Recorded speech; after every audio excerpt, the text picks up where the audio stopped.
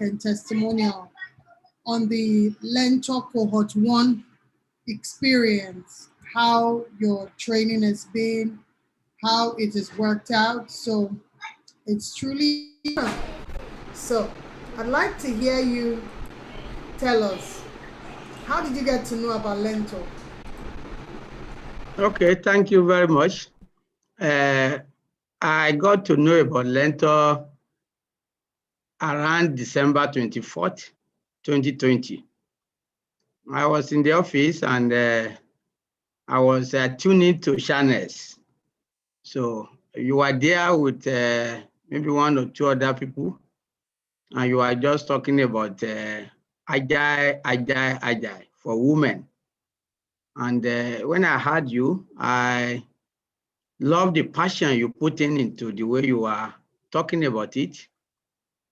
And when I look at it, I said, if this is for women, I think I can also kill into it.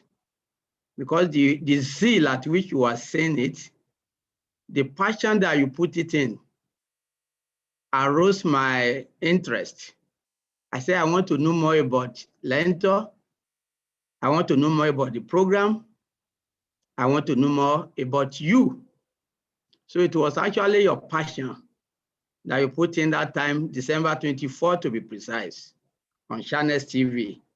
That was how I got to know about Learntor and you. Thank you. Thank you so much. I really appreciate you sharing that. And thank you for the compliment about my passion. I really appreciate it. So I'd like you to talk about your experience in the last 3 months. How has it been? The last 2 months, to be precise, because it started, I think, January 3rd, it has been energy sapping, let me put that way. I have to put aside a lot of things that I was doing just for me to concentrate and to get as much from the wonderful facilitators that we have for the program. When we look at Mr. Tolu, when we look at Mr. Kunle and the rest, they have been so wonderful. Apart from the theoretical part of it, one can see in them also the passion. One can also see in them that they know this thing. The experience is there. The passion is there. And even the practical ability for them to deliver. It's just not to teach. It's something that they have used. It's something they have worked with over the years. So you will see a difference between someone who just read and come and teach and someone who has been using that particular concept or the tool, the way they will pass the information, the value they share in the class, the experience they share in the class will tell so much about how they know these things inside out. So to me, I've actually learned a lot from the data analysis. When we look at the data modeling, when we look at ETL, when we look at data visualization. Basically, I used to be a database administrator, so I work on data so much. But with the exposure I had, that has actually exposed me again to how to manipulate data and how to get the best out of data. So I got that one from the data analysis.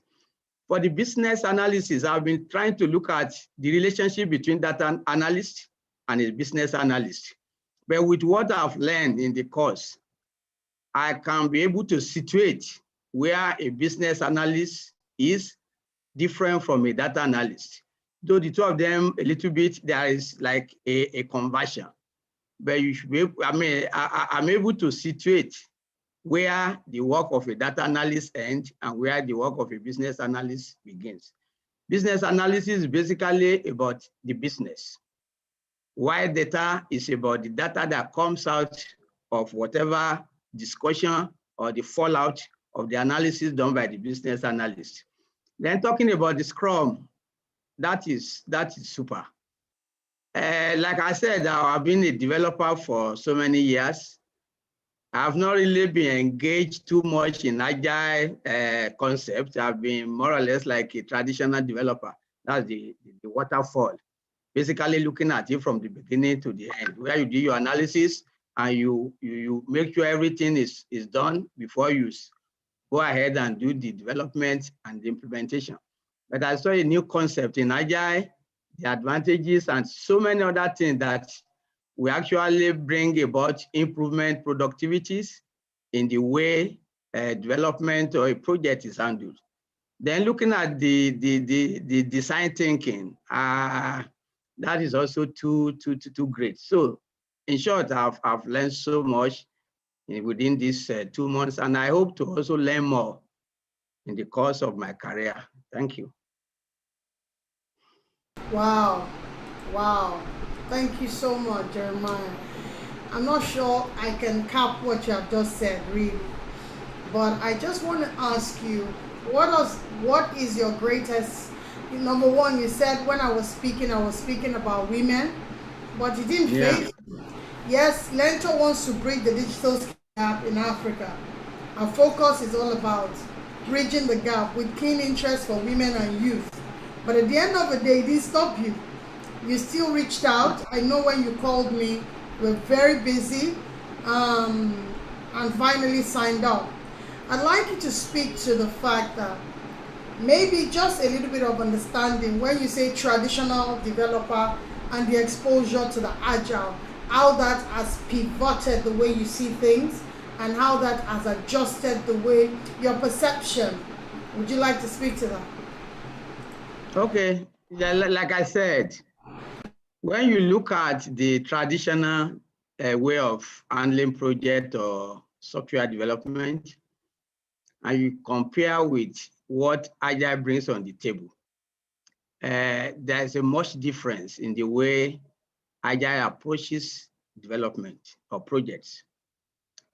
Agile approach is like you don't need to wait till you get all the requirements before you go ahead. Agile also emphasizes more of collaboration with the stakeholder. Unlike when the traditional one, you just collaborate with them once, you get everything you want to get, irrespective of whether the business changes or whether the environment changes, because you do it once. So by the time you go back to them, a lot of things will have changed, which means you have to now get like a change, you have to go through a change management, and that will cost time again because you have wasted time. It will also cost money.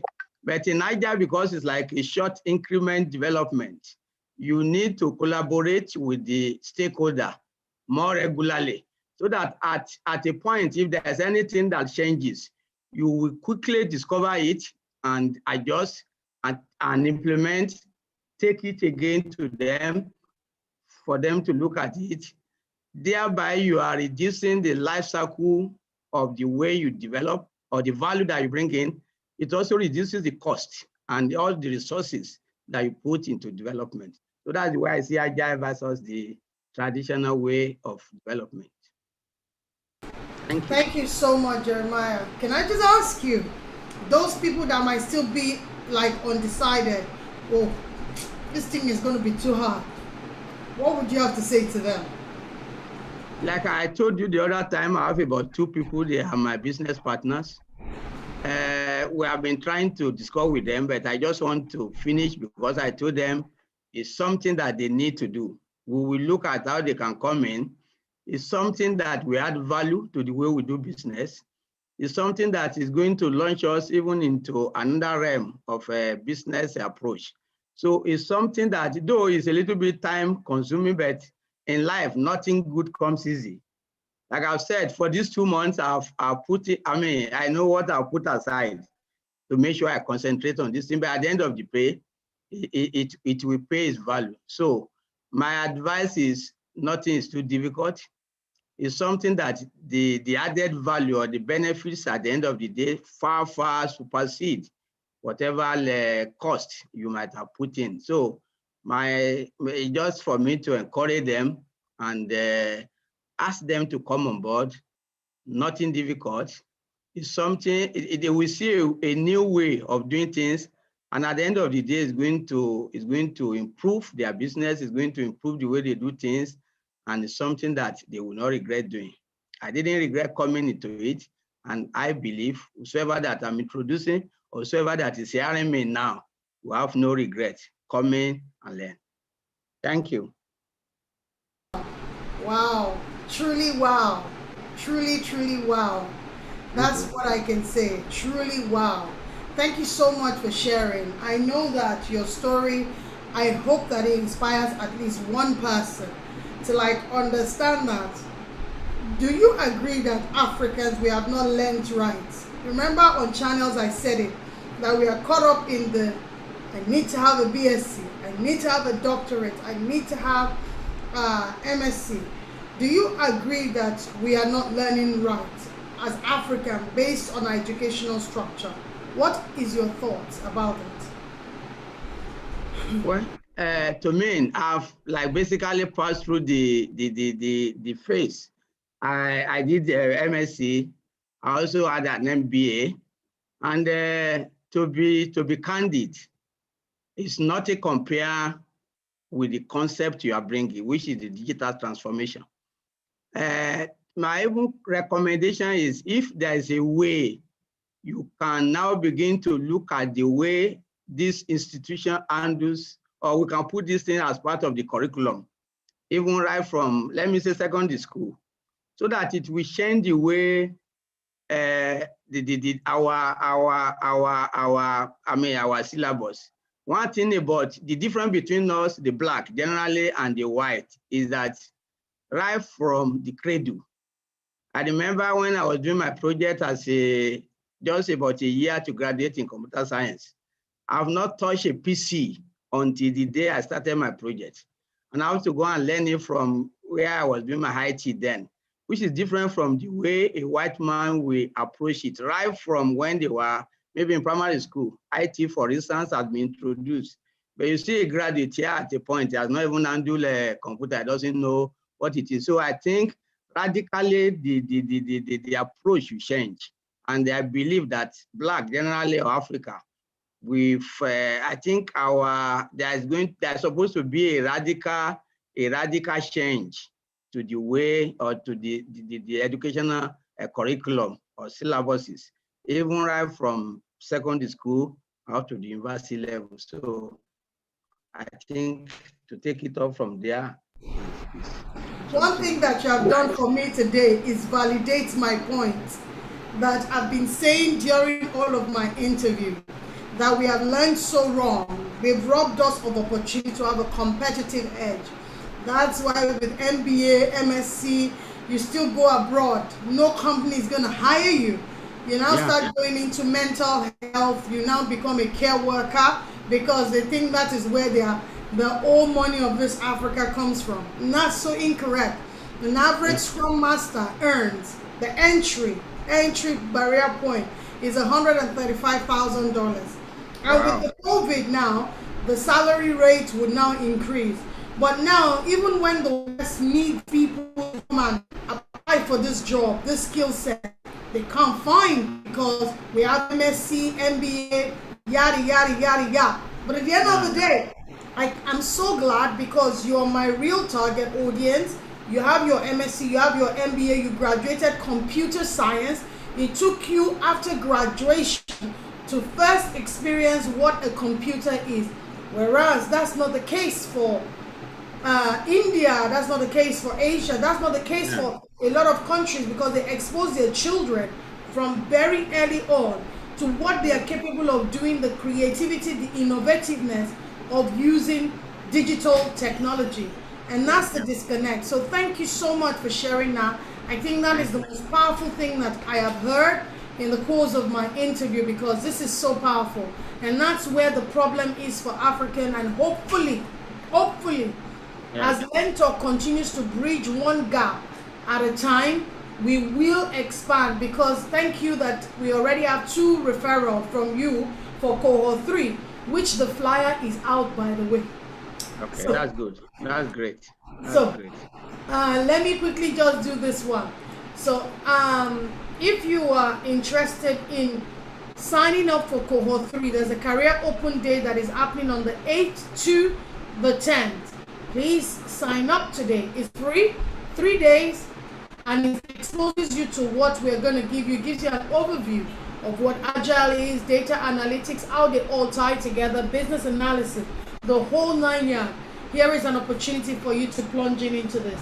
I want to say thank you so much, Jeremiah. You are one of my top guests for sharing your feedback, and I hope that your story does inspire one more person. Any last words? Well, I want to thank you for the opportunity. I also want to say that you are doing this thing not for the money part of it, the monetary part, because I could recollect. I just don't want to say the details on the air. When I said, oh, I wasn't ready, you just encouraged me that don't worry, just start and we'll settle the rest. So I want to thank you for the opportunity. Otherwise, I would not have been able to start at the point I started because I had so many things I planned, which have taken some of my finances. But you encouraged me, and today here I am. Thank you very much, and I want you to keep it up. Thank you. God bless you, and God bless Learntor. That's information. That information there makes me so happy. It's not about the money. So we are not seeing it as a cash cow. We are seeing it as an opportunity to change lives, to transform African life, to give us competitive edge where we can compete toe to toe, shoulder to shoulder with anybody. I've never seen any set of brilliant people in my life. Nigerians, we're truly brilliant. If we had the right exposure, the right knowledge, the right learning, we could have changed this world. But unfortunately, that was taken away from us due to poor government policies, due to poor education system, due to just not creating an enabling environment for us to thrive. I want to thank you most graciously for your interview. Thank you. Thank you very much.